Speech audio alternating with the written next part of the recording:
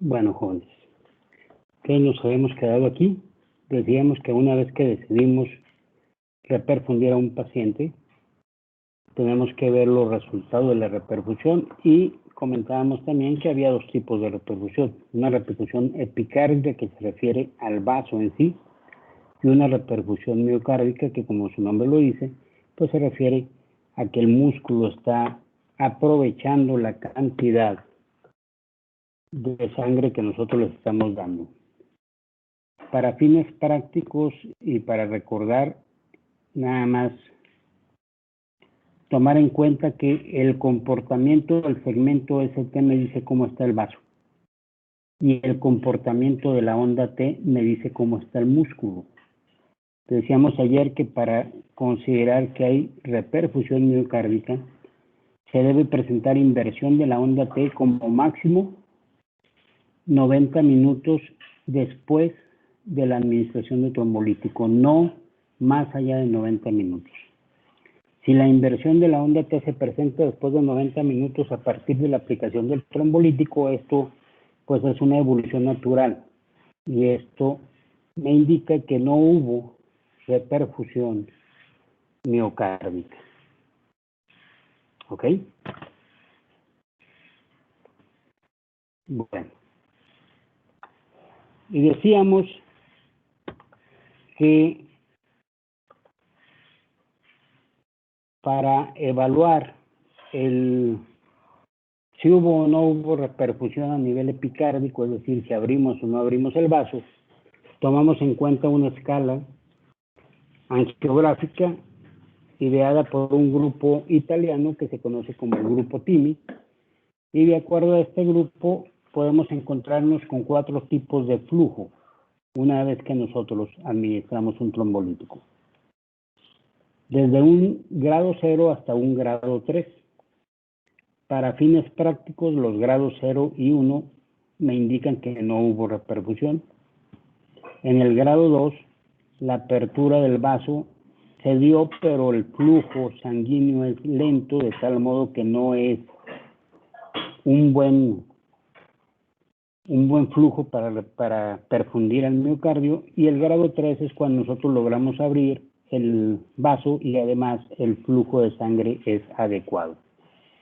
Y en función de esto, la correlación del flujo con el electrocardiograma es viendo, repito, cómo se va resolviendo la elevación del segmento ST. Para los infartos anteriores, cuando la disminución de la elevación del ST es menor del 50% posterior a la trombolisis en relación a la elevación que había antes de la trombolisis, consideramos que los flujos son 0,1. Cuando es de 50 a 70% es un grado 2 y cuando es mayor a 70% decimos que es un flujo TIMI grado 3. Para el caso de los infartos inferiores, los porcentajes son menos de 20 para grado 0,1, de 20 a 50 para grado 2 y mayor de 50% para grado 3. Ok, resulta que ya trombolizamos al paciente, ya verificamos que nuestro tratamiento fue efectivo, pero ojo, hay pacientes que posterior a la trombolisis empiezan con cuadros de dolor torácico, o sea, una vez que reperfundimos, 24 o 36 horas después vuelven a hacer dolor y en el electrocardiograma que tomamos para valorar si no hay nueva elevación de CP nos topamos con la presencia de ondas T bífidas, positivas, negativas, en las derivaciones B1 a B4. ¿Sí? La asociación de este hallazgo electrocardiográfico, ondas T positivas, negativas de B1 a B4, con dolor torácico se conoce como síndrome de Wellens. Y eso es un predictor de que el paciente va a presentar un nuevo evento coronario por reoclusión del vaso responsable del infarto. Entonces hay que tener en cuenta este patrón de Wellens.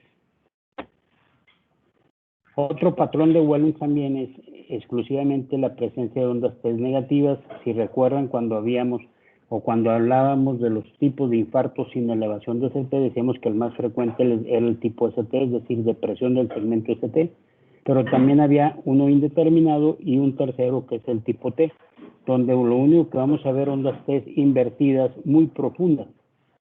Ese es un segundo tipo de síndrome de Wellens, y esto habitualmente, decíamos, nos habla de buen pronóstico porque está relacionado simple y sencillamente a un proceso de inflamación o edema a nivel del tejido que está sufriendo de isquemia. Por el contrario, donde hay bifascismo en la onda T, me indica que se va a ocluir nuevamente el vaso, entonces hay que apretar el tratamiento, las dosis de los medicamentos hay que ajustarlas e inmediatamente llevar también a hemodinamia. Otro dato importante es diagnosticar aneurisma ventricular. Los pacientes que sufren de infarto presentan adelgazamiento de la pared. Hay un fenómeno que se llama de remodelación ventricular, remodelación en el tejido que se infartó. Y esto simple y sencillamente consiste en adelgazamiento de la pared y la presencia de zonas aneurismáticas. La presencia de aneurismas a nivel de la zona infartada tiene dos efectos desfavorables para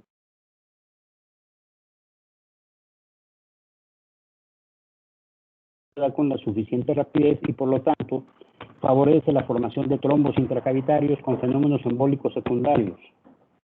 Y por otro lado, existe la posibilidad ante ese paciente que tiene un miocardio muy adelgazado de que pueda presentar complicaciones mecánicas del infarto. Las complicaciones mecánicas del infarto no son otra cosa más que rupturas. Y hay tres tipos de complicación mecánica. La ruptura de la pared libre, que habitualmente no nos da oportunidad de nada. El paciente presenta el evento, hace un cuadro muy parecido al del síndrome de la vena cava superior y el paciente inmediatamente pasa a la muerte súbita. Otro es la ruptura del septum interventricular, comunicación interventricular posinfarto, y la tercera es una insuficiencia mitral aguda por ruptura del músculo papilar. Estas dos situaciones son urgencias quirúrgicas. En cuanto lo detectamos, el paciente tiene que ser llevado a quirófano para corregir el problema. Entonces existen dos formas de poder determinar que un paciente que sufrió un infarto agudo de miocardio está presentando aneurisma. Uno, ya lo decíamos, la persistencia de elevación del segmento ST. Sin embargo, el problema de este criterio es que es dependiente de tiempo. También ya habíamos comentado que para considerar una persistente elevación de ST como dato de aneurisma, esta persistencia tiene que durar más allá de 4 semanas. Entonces, ese es un problema de este tipo de criterio.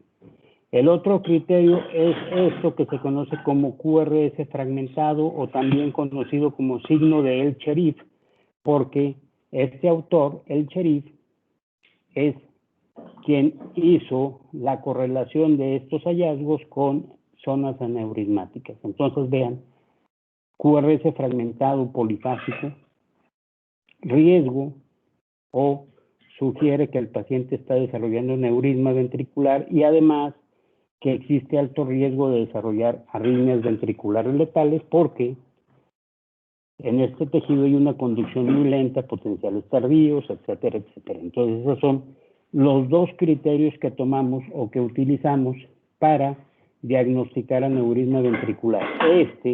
A diferencia de la persistencia del segmento ST, no tiene una dependencia del tiempo. Puede estar el paciente apenas evolucionando con el infarto y ya tener estos cambios que me indican que ya está desarrollando expansión del infarto, es decir, zona de remodelado.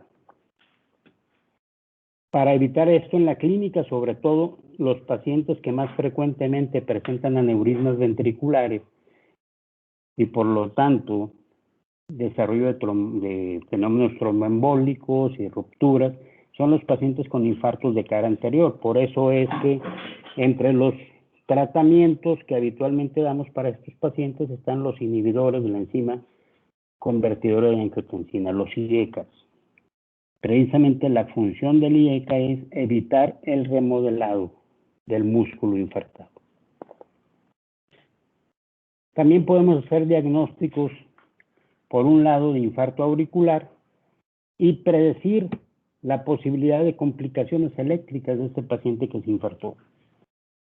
Ya habíamos dicho como dato, un dato que me sugiere un infarto auricular es los desplazamientos del segmento PR, ya sea hacia arriba o hacia abajo.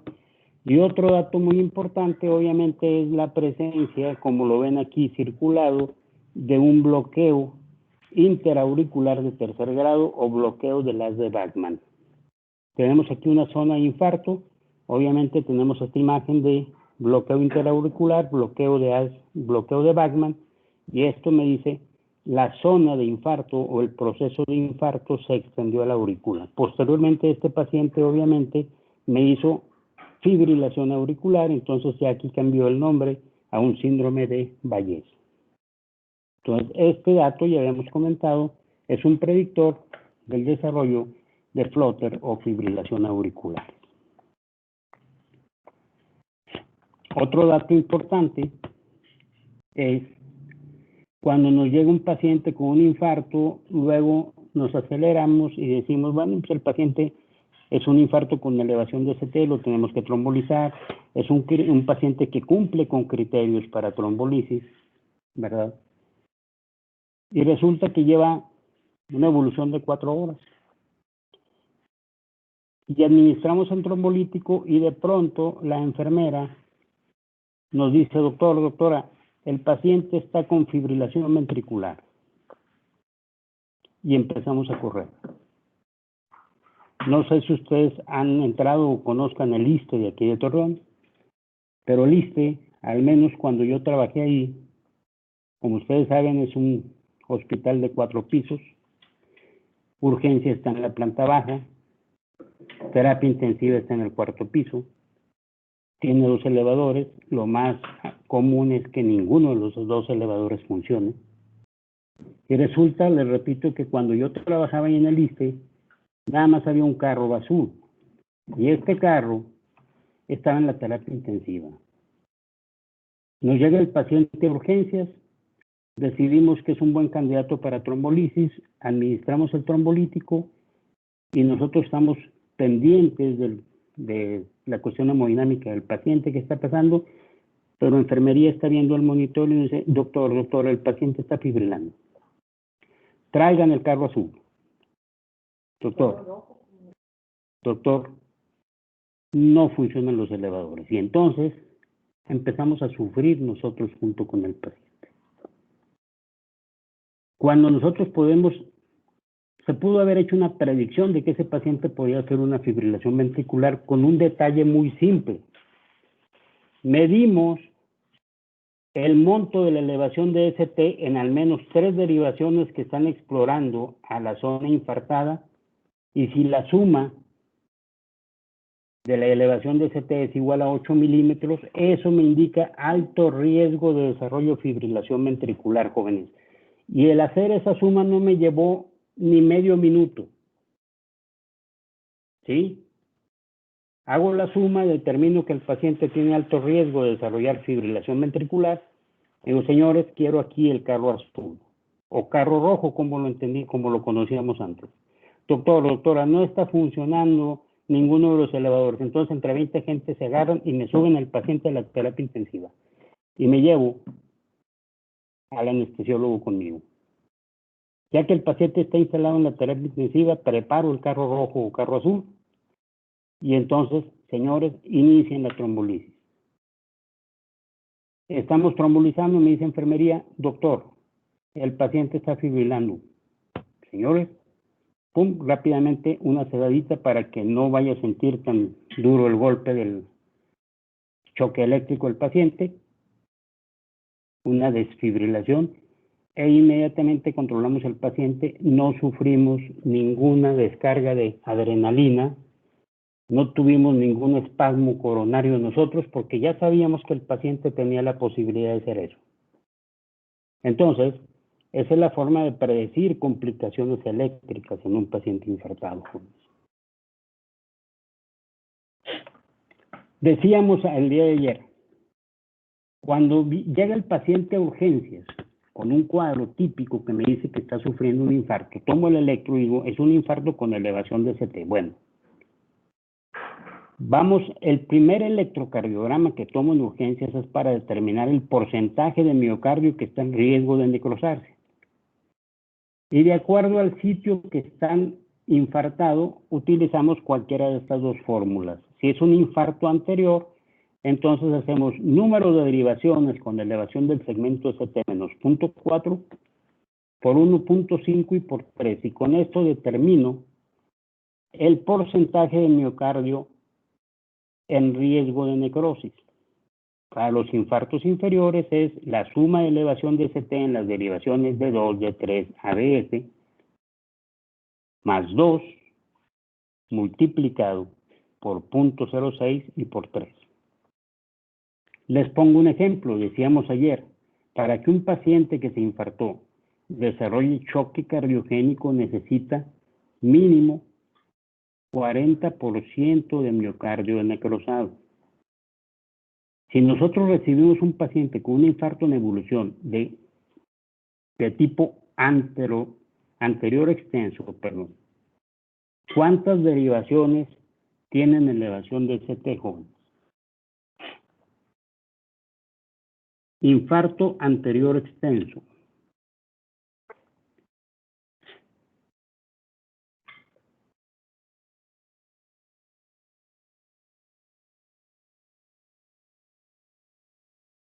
Jóvenes. Pues todas, pues de 1B6, de 1 y ABL.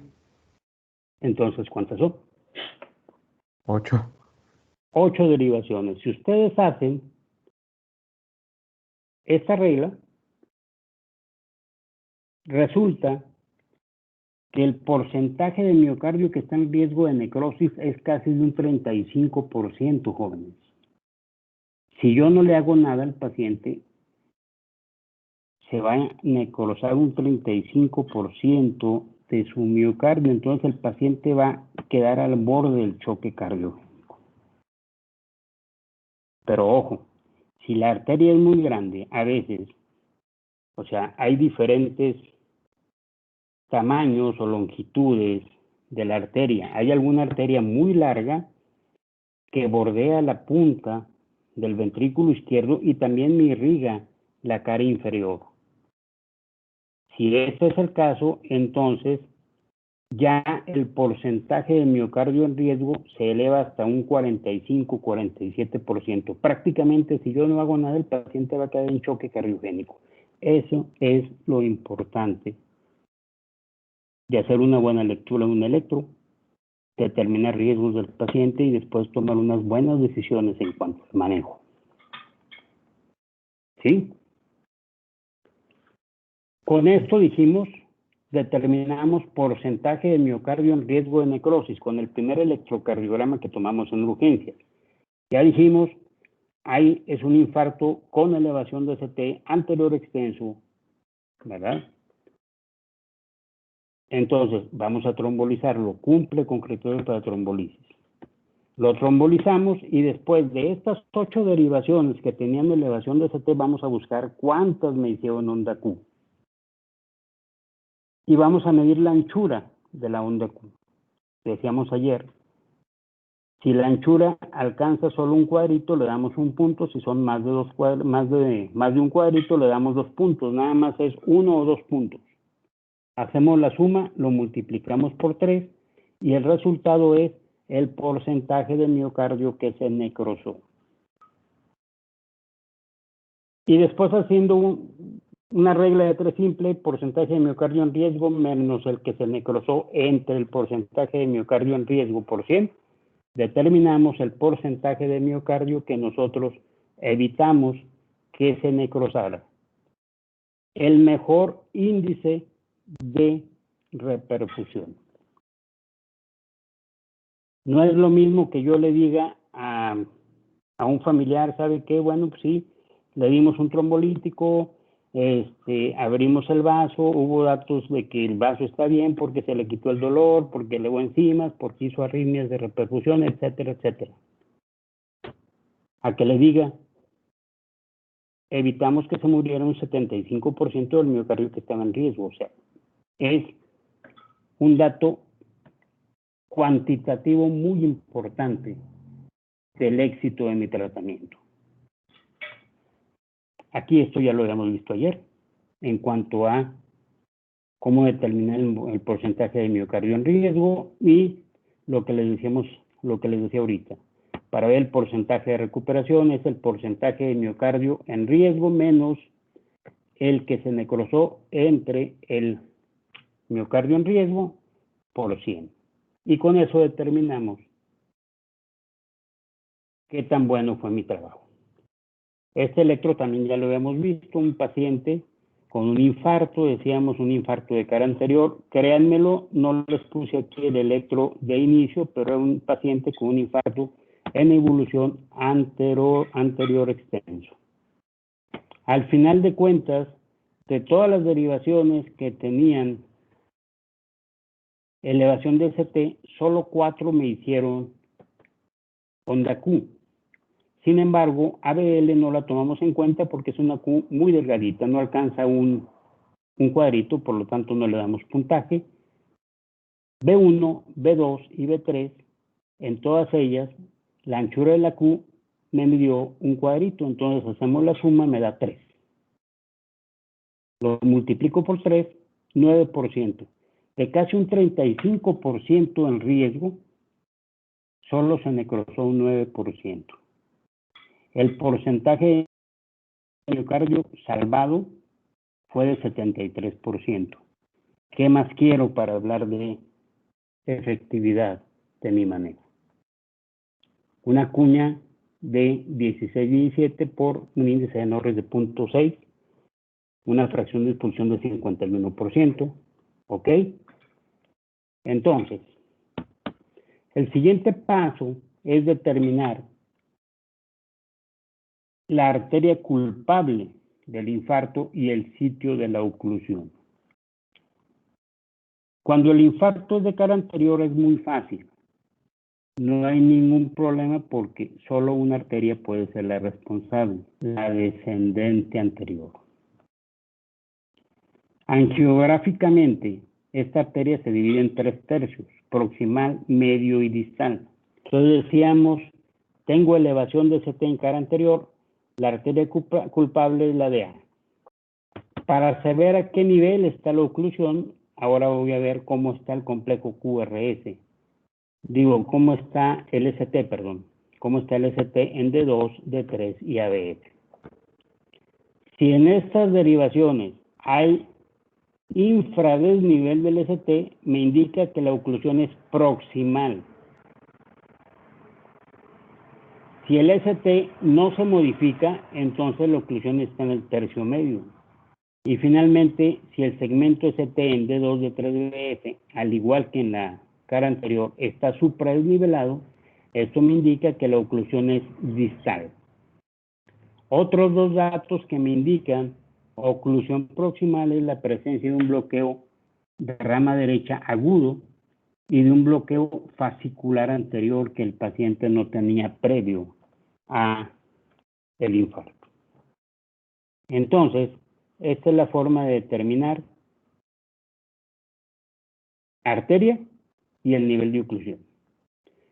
Cuando el infarto es de cara diafragmática, aquí teóricamente tenemos un poquito más de problemas porque nos indica que puede ser circunfleja o puede ser coronaria derecha. 90% de los casos es coronaria derecha.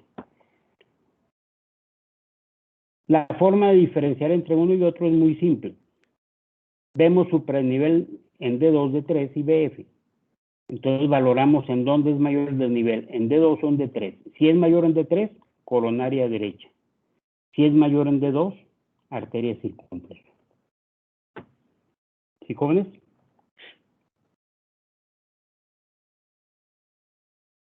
Y por otro lado, cuando tenemos esto, por ejemplo,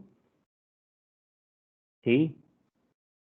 Cuando tenemos infranivel de ST en múltiples derivaciones, más de 6 derivaciones, con supradesnivel en ABR, supradesnivel en B1, esto me indica habitualmente enfermedad de tronco de la coronaria izquierda, aunque también puede ser una oclusión muy proximal, casi ostial de la DA, pero lo más común es que sea enfermedad de tronco. Y otro dato que va a favor de enfermedad de tronco es un infradesnivel de ST. El mayor infradesnivel de ST se da en B4. ¿Ok? Bueno. Ahorita decíamos, mande. ¿Puede repetir, o sea, los hallazgos de la oclusión del tronco de la coronaria izquierda? Es infradesnivel de ST en más de 6 derivaciones. Si te fijas, aquí tenemos 1, 2, 3, 4, 5, 6, 7, 8, 9 derivaciones. ¿Sí? Entonces, más de 6 derivaciones que tienen infradesnivel de ST con supradesnivel en BR y supradesnivel en B1, pero mayor en BR que en B1. ¿Ok? Y otro dato, cuando el mayor infradesnivel está en B4. Eso es enfermedad de tronco, jóvenes. ¿Sí? Sí, gracias. Hace rato decíamos que angiográficamente la descendente anterior se divida, o sea, en diferentes longitudes también. Puede ser una arteria muy cortita, una arteria de mediano longitud o una arteria muy larga que rebasa la punta del ventrículo izquierdo y que inclusive da irrigación a la pared inferior. Generalmente, jóvenes, cuando tenemos supradesnivel de ST en cara anterior y vemos infradesnivel de ST en cara inferior, este infradesnivel lo consideramos como una imagen en espejo o un cambio recíproco, también así se le llama, de lo que está pasando en la cara anterior. Pero no siempre es así. Este infradesnivel también puede estar dado por una isquemia a distancia. ¿Cómo voy a diferenciar la imagen en espejo o imagen recíproca de la isquemia a distancia? Bueno, muy fácil. Además del infradesnivel de ST en cara inferior, vamos a tener onda T positiva. Cuando es una imagen recíproca o imagen en espejo, la onda T va a estar negativa. Y esto es importante por lo que les decía ahorita. Al momento de evaluar el miocardio en riesgo, no es lo mismo decir son 8 derivaciones que son 11. Si yo no le hago nada, el paciente ya va a estar en estado de choque y va a ser muy difícil que lo saque adelante. ¿Sí? Bueno,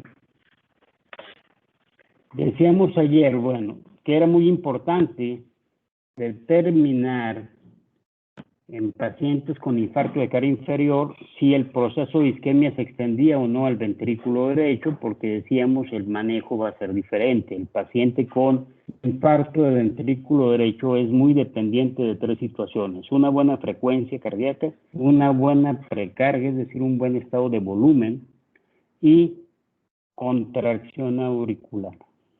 Cuando determino que el paciente tiene infarto de ventrículo derecho, hay que darle líquidos.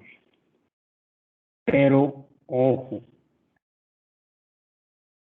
frecuentemente se nos olvida que la mayoría de los infartos, arriba del 93% de los infartos del ventrículo derecho, son infartos que vienen de un infarto, valga la redundancia, del ventrículo izquierdo. Es decir, están infartados los dos ventrículos.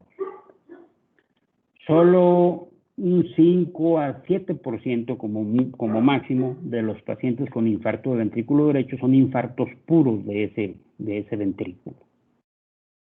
Entonces, cuando es un infarto biventricular, es muy importante que le voy a administrar líquidos al paciente, pero ¿qué tan confiadamente le voy a administrar líquidos estando seguro de que ese paciente no va a ser edema agudo de pulmón? Bueno, si recordamos que realmente es un infarto biventricular, pues vamos a ver o vamos a determinar cuál de los dos ventrículos está sufriendo de un mayor grado de isquemia, el ventrículo izquierdo o el ventrículo derecho. Entonces, pues vamos a ver D2 de 3BF. Si en D2 de 3BF tengo una Q pequeña y una R grande, eso me indica que el ventrículo derecho está más afectado y le puedo administrar tranquilamente líquidos. En cambio, cuando tengo una Q muy grandota y una R pequeña, eso me indica que hay una mayor afección del ventrículo izquierdo y ok, le voy a administrar líquidos, pero ¿saben qué? Antes de administrar líquidos hay que ponerle un catéter central y estar midiendo PVC y estar haciendo administración de líquidos en base a la respuesta de la PVC, para que el paciente no me vaya a hacer un edema agudo pulmonar. ¿Ok? Lo que les decía ahorita, este es el segundo tipo de síndrome de Wellens, que habitualmente me habla de buen pronóstico, porque esto, más que nada, más que a proceso isquémico, está relacionado a un proceso inflamatorio del miocardio que por un momento no fue irrigado. Y eso me dice habitualmente, bueno, aquí hay onda R bien clara, pero si hubiera un QS, que con el paso del tiempo se va a recuperar onda R y sobre todo que la función ventricular del paciente no va a quedar tan afectada. Bueno, esto ya lo hemos visto hace rato y esta es la forma de evaluar el índice de Norris. Y bueno, esto es parte de lo que ustedes tienen que evaluar ante un paciente que es llevado o que acude con ustedes por un probable infarto agudo de miocardio. No sé si tengan alguna pregunta, joven.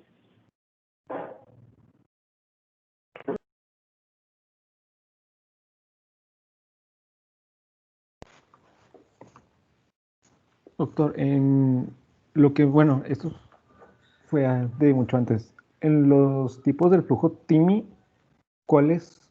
O sea, dijo que vean como que dos criterios, pero eran diferentes respecto a la zona en que estaba afectado, que uno era en resolución menor a 50%, y otros eran como en base a 20. ¿Cuál era cuál? Ah, ok.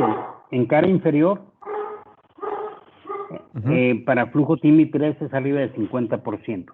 Para flujo TIMI 2 de 20 a 50 y para TIMI 0,1 es menor a 20. Para la cara anterior es menor de 50, grado 1, 50-70, grado 2. Bueno, menor de 50, 0,1, 50-70, grado 2 y más de 70, grado 3. ¿Ok? Sí, gracias. ¿Qué más, jóvenes? ¿Alguna otra pregunta?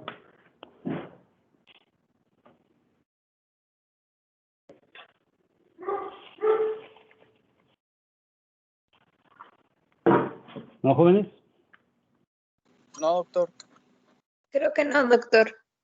Bueno, al rato nada más les voy a mandar una imagen, nada más también recordar, porque puede ser una pregunta de examen. Habitualmente, en los pacientes que hacen infarto y que de pronto tienen como complicación una pericarditis, en ellos el único antiinflamatorio que podemos administrar es aspirina. El resto de los AINES y sobre todo los esteroides están contraindicados porque promueven el remodelado y la posibilidad de rupturas. De pronto por ahí les podrían preguntar en algún examen cuál es el único infarto en el que está indicado el manejo con esteroides. Y me van a buscar, por favor, jóvenes, el síndrome de Koenig, que es un infarto alérgico. ¿Sí? Hasta ahorita se han demostrado 3 tipos, uno sin problema de aterosclerosis, otro con aterosclerosis y un tercero por trombosis del stent. Y estamos nosotros por publicar un cuarto tipo que es asociado a ectasia coronaria.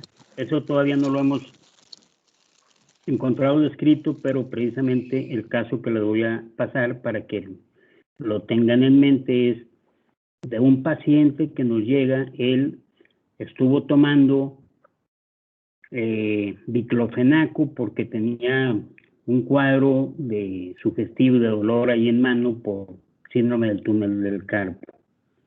Y de pronto un día se levanta, se siente medio mal, se acuesta, y entonces el hijo va y lo ve porque estaba roncando, dice, muy raro, no, o sea, él ronca, pero no como lo estaba este día. Y lo encuentra prácticamente el paciente inconsciente. Se lo llevan inmediatamente a urgencias de la clínica 16. Cuando ingresa a la 16, pues con datos, o sea, 70-40 de TA, con lesiones dérmicas por reacción al diclofenaco, entonces se consideró un paciente con choque anafiláctico. Como el paciente hizo síncope, entonces le tomó un electrocardiograma, y en el electrocardiograma la sorpresa es que había elevación del segmento CT. Se manda a hemodinamia, lo llevan a cateterismo, y lo que encontraron es trombos, pero en un paciente con una ectasia coronaria. Lo repito, eso hasta ahorita no está descrito en ningún lado, estamos ahorita por publicarlo nosotros. Entonces, ahí la única forma en que se corrigió la cosa es administrando esteroides y antihistamínicos. Entonces, para que lo tengan en cuenta, si alguna vez les preguntan cuál es el único infarto en el que está indicado administración de esteroides, en el infarto alérgico o síndrome de Coughlin. ¿Ok, jóvenes? Sí, doctor. De todos modos, búsquenlo, por favor. Bueno, jóvenes, entonces, si no hay ninguna otra pregunta, nos vemos mañana, primero Dios. Hasta mañana, doctor. Mañana, ¿qué tema revisaríamos, doctor?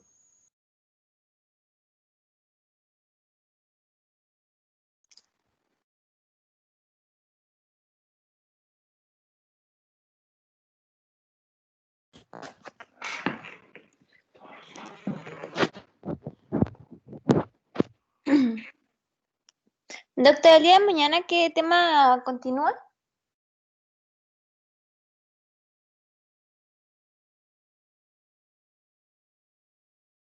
Creo que tiene apagado su micrófono, doctor. Perdón. Les decía que vamos a empezar mañana con lo que son arritmias. Muy bien. Entonces, hay diversas formas de clasificar las arritmias por cuestión didáctica, pues nosotros los vamos a ver según el sitio donde se van originando: nodo sinusal, aurículas, nodo AV, ventrículos. Entonces empiecen ahorita a leer lo que son las arritmias generadas a nivel del nodo sinusal y las arritmias auriculares, por favor. Muy bien, doctor. Ok. Hasta mañana, Gracias. jóvenes. Hasta Estén mañana. bien. Hasta mañana, doctor.